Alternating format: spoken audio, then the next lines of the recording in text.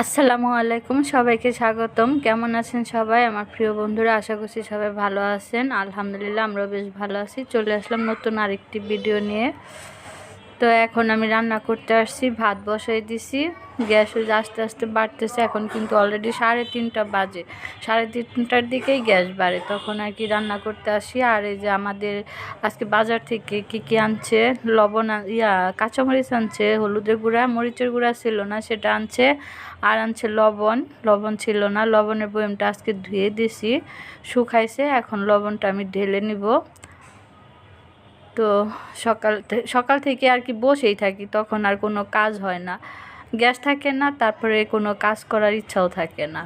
রান্না বাড়া এগুলো তো করতে পারি না, সেই জন্য কোনো কাজও করা হয় না। তো যাই হোক, ফাঁকে ফাঁকে টুকটাক আর কি করি। থালা বাসন ধুই, ঘর টর গুছাই, ঝাড়ু দেই, কুটাকাটি থাকলে এগুলো করি। তারপরে হচ্ছে রান্না করতে আসি। গ্যাস বাড়লে তো ভাতটা ওইদিকে বসাই দিছি। আর এই যে লবণটা ঢেলে নিচ্ছি, এক হাতে তো ঢালতেই পারি না। তো বন্ধুরা, এই যে লবণটা ঢালতেই আর কি কথা বলবো আপনাদের সাথে আজকে। আর যে পালং শাক আনছে সেটা বলি নাই, পালং শাক আনতে বলছিলাম সোহাগের আব্বুকে। আর যে গতকালকে যে কই মাছ আনছিল, সেই কই মাছের কিছুটা রেখে দিছিলাম, তো বলছিলাম যে কয়েকটা রেখে দিছি, তো সেটাই যে বের করে ভিজিয়ে রাখছিলাম। এই পালং শাক দিয়ে আর এই কই মাছ দিয়ে রান্না করব। শীতের শুরুতেই আজকে আমরা পালং শাক খাবো আর কই মাছ দিয়ে। কই মাছগুলো বেশি মজা না বন্ধুরা, গতকালকে তো রান্না করছিলাম ফুলকপি দিয়ে, বেশি ভালো লাগে না মাছগুলো। ছোট ছোট কই মাছ বেশি ভালো লাগে না। সোহাগের আব্বু তো দেশি বলে নিয়ে আসে, একটু টেস্ট নাই মাছগুলা। তো আজকেও আবার সেই রান্না করব পালং শাক দিয়ে, দেখি কেমন লাগে। তো এই যে এখানে কুটা বাছা করে, মাছটা আজকে কাটতে হয় নাই, পালং শাকটা কেটে ধুয়ে নিছি। আর এখানে পেঁয়াজ, কাঁচামরিচ, ধনিয়া পাতা, আর এই যে টমেটো কেটে নিছি, কাঁচা টমেটো, এটা ভাজি করব। আলু মূলা দিয়ে একটা ভাজির মতো করব। আর পালং শাক দিয়ে কই মাছ দিয়ে রান্না করব। তো সব কিছু রেডি হয়ে গেছে, এখন রান্নাটা বসাবো। গ্যাস একটু বাড়তেছে। আর এই যে এখানে তেল দিয়ে দিলাম হাঁড়িটার মধ্যে, হাঁড়ি গরম হয়ে গেছে। তো প্রথমে আমি এই পালং শাকটা রান্না করে নেই, সাথেই থাকুন, দেখতে থাকুন। আর আজকে আপনাদের সাথে শেয়ার করব হচ্ছে আমাদের মনটা একটু খারাপ, কারণ হচ্ছে আমাদের আত্মীয়র ভিতরেই 2জন মানুষ স্ট্রোক করে হসপিটালে ভর্তি। সবাই দোয়া করবেন তাদের জন্য।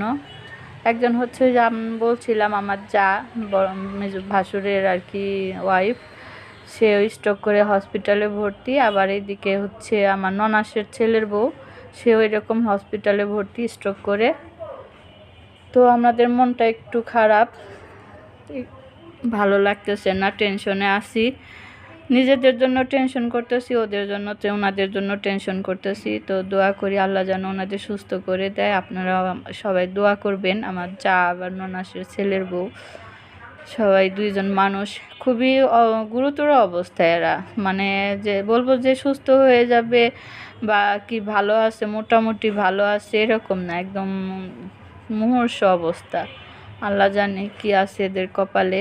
আল্লাহ সব রক্ষা করুক, আল্লাহ হেফাজতে রাখুক, সুস্থ করুক, এই দোয়াই করি। কারণ বাচ্চা কাচ্চা আছে, সংসার আছে, এগুলো ফেলে রেখে এত তাড়াতাড়ি দুনিয়া থেকে চলে যাওয়াটা ঠিক হবে না। আল্লাহ যা করে সেটাই তো ঠিক হবে, আমরা বললে তার হবে না। তো তারপরেও আর কি আল্লাহ যেন তাদেরকে বাঁচিয়ে রাখে, হায়াত দান করে, হায়াত দারাজ করে, এই দোয়াই করি। তো বন্ধুরা, আমার জায়ের অবস্থাও খারাপ। আমার এক ভিউয়ার্স আর কি জানতে চাইছিল যে আমার যা এখন কেমন আছে। আমার যা এখন ভালো নাই, তাকে হসপিটাল থেকে রিলিজ করে দিছে। তো তাকে আবার রাজশাহী নিয়ে গেছে, আবার নিয়ে আসবে 11 দিন পর আর কি। সিপিআরে ভর্তি করবে, থেরাপি দিতে হবে, সেখানে নিয়ে আসবে 11 দিন পর। আর ননাসের ছেলের বউর অবস্থা ভালো না, সে শিকদারে ভর্তি আছে। তো যাই হোক, সাথেই থাকুন, দেখতে থাকুন। আজকের আবহাওয়াটা সুন্দর, আজকের না, আজকে আর কি এখন অগ্রহায়ণ মাস, তো আবহাওয়াটা খুব সুন্দর, রোদগুলা সুন্দর লাগে, কোনো মেঘ নাই, বৃষ্টি নাই, মিষ্টি মিষ্টি রোদ, ঠান্ডা ঠান্ডা, হালকা হালকা ঠান্ডা ঠান্ডা বাতাস, হালকা হালকা শীত, বেশ ভালোই লাগে। তো এদিকে যে রান্না তো বসিয়ে দিছি, দেখতে পেলেন এই যে আমি কই মাছ দিয়ে যে পালং শাকটা রান্না করব। তো এখানে মশলা কষিয়ে মাছটা দিয়ে দিছি। মাছটা কষিয়ে উঠিয়ে রাখবো, উঠিয়ে রেখে তারপর পালং শাক দিয়ে কষিয়ে পরে মাছটা দিব। আমরা এইভাবে রান্না করি। তো বন্ধুরা, এদিকে মাছ ওঠানো হয়ে গেছে, এখন আমি শাকটা দিয়ে দিচ্ছি। তো আজকে আমি আবার এই যে হঠাৎ করে আর কি টান্নার পর মাগরিবের পর আর কি শুনতে পেলাম, যে খবর পেলাম যে আমার ননাসের ছেলের বড় অবস্থা খুবই খারাপ। তো তাকে শিকদারে ভর্তি করে রাখা হয়েছে। তো ভাবলাম যে আজকে তাহলে দেখতে যাব।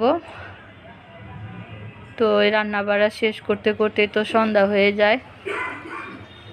তো এই যে বন্ধুরা, শাকটা দিয়ে নাড়াচাড়া করে এখন একটু ওই যে আবার ঢাকনাটা উঠিয়ে নেড়ে দিচ্ছি। দেখতেই পাচ্ছেন অনেকটাই পানি উঠছে, আর শাকটাও কতটা কমে গেছে। আজকে প্রথম আর কি শীতের সিজনে প্রথম আর কি পালং শাক রান্না করতেছি। পালং শাকটা অনেক মজা লাগে খেতে, মাছ দিয়ে রান্না করলে একটু ঝোল ঝোল করে খেতে বেশ ভালো লাগে।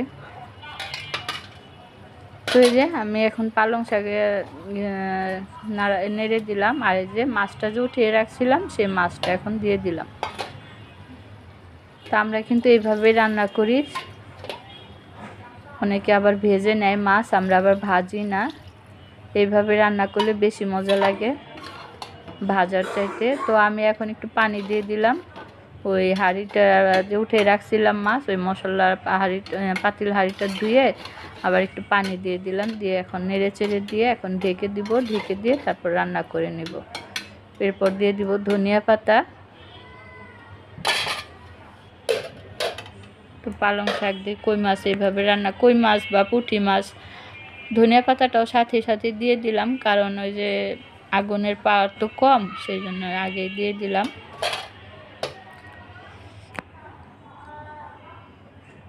তো এই যে বন্ধুরা, আবার কিছুক্ষণ পর ঢাকনাটা উঠিয়ে দেখলাম তরকারিটা কেমন হয়েছে, আপনাদের দেখাই।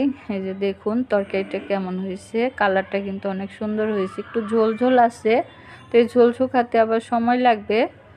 তো তার জন্য একটু ঝোল ঝোল রেখেই আর কি নামিয়ে নিব, কারণ অনেক সময় হয়ে গেছে আর প্রচুর ক্ষুধা লাগছে, তাই আর ঝোলটা শুকাতে পারলাম না, কারণ আগুন কম চুলায়। তো এখন নামিয়ে রাখবো, নামিয়ে রেখে আমি ভাজিটা করে নিব। সাথেই থাকুন, দেখতে থাকুন। তো বন্ধুরা, শাকের তরকারিটা আমি নামিয়ে রাখছি, এখন ভাজিটা করব। ভাজিটা করার জন্য যেখানে পেঁয়াজটা ভেজে নিলাম, পেঁয়াজটা ভেজে যে আলু আর হচ্ছে মূলা কেটে রাখছিলাম সেটাই দিয়ে দিলাম। দিয়ে এখন একটু নাড়াচাড়া করে নিব। নাড়াচাড়া করে এর মধ্যে আমি টমেটো দিয়ে দিব। একটু কাঁচা টমেটো কেটে রাখছি। মিক্সড একটা সবজি ভাজি আর কি, শীতকালে এটা খেতে কিন্তু অনেক মজার হয়। এখানে মূলা আছে, আলু আছে, আর হচ্ছে দিব হচ্ছে কাঁচা টমেটো দিয়ে ভাজিটা করে নেব। তো এই যে বন্ধুরা, আমি কাঁচা টমেটো দিয়ে দিছি, দিয়ে এখন নেড়ে চেড়ে তারপর ভাজিটা করে নেব। এর মধ্যে আমি কোনো মশলা দিব না, শুধু একটু আদা রসুন বাটা দিছি, আর হচ্ছে হলুদের গুঁড়া, আর সামান্য একটু স্বাদ মতো লবণ দিয়ে এই যে নেড়ে চেড়ে তারপর হচ্ছে ঢেকে দিয়ে চুলার আঁচটা কমিয়ে তারপর ভাজিটা করে নেব। আস্তে আস্তে সিদ্ধ হবে।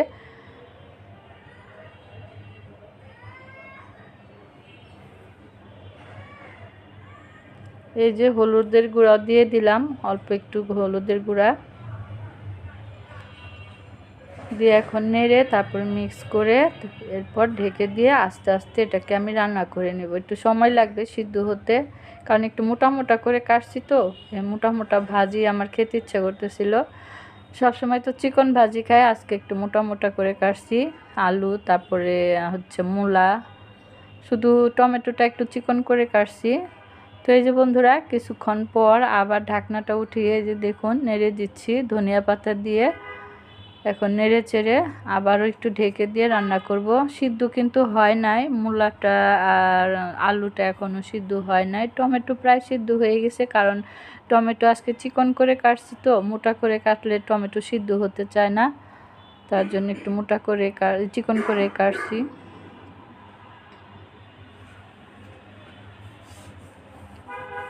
তো এই যে ভাজিটা আমি আবারও নেড়ে দিচ্ছি, দেখুন। দেখলাম সিদ্ধ হয়েছে কিনা, দেখলাম যে সিদ্ধ হয় না, তো ভাবলাম যে একটু পানি লাগবে, এরপর একটু পানি দিয়ে দিছি, পানি দিয়ে তারপর ঢেকে দিয়ে আবারও রান্না করে নিছি।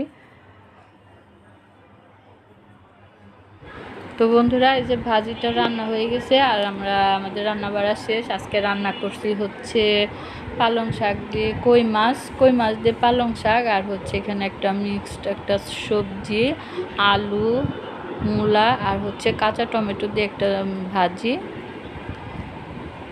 তো আমরা খেতে বসে গেছি। ভাজিটা অনেক মজার হয়েছে। তো বন্ধুরা, খাওয়া দাওয়া শেষ করে আমরা মাগরিবের পর তারপর হচ্ছে শিকদার মেডিকেলে যাব আমার সে ননাসের ছেলের বউকে দেখতে। তো যেতে যেতে রাস্তা দিয়ে ভিডিও করছি, সেটাই আপনাদের সাথে শেয়ার করছি, দেখবেন। আশা করছি রাতের বেলা ঢাকা শহর কেমন লাগে। আর হচ্ছে এটা হচ্ছে শিকদার মেডিকেল বুদ্ধিজীবী দিয়ে যাওয়ার সময় অনেক এই যে দেখতে থাকুন।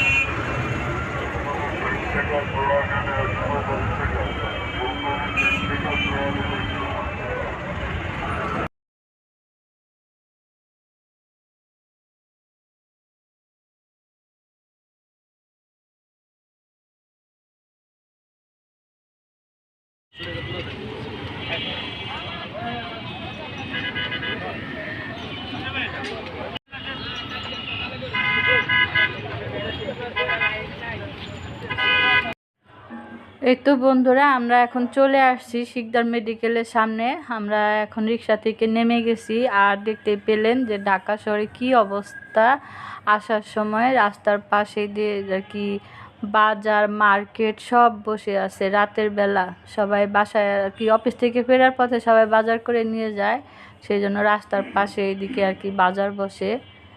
খুব আর কি গ্যাদারিং এদিকে অনেক বেশি। তো আমরা এই যে এখন শিকদার মেডিকেলের ভিতরে ঢুকে যাচ্ছি, প্রবেশ করতেছি। আর এদিকে না কি অন্ধকার, এই যে পাশটা কি অন্ধকার, দেখতে ভয় লাগে, মনে হয় ভুতুরে ভুতুরে এরকম।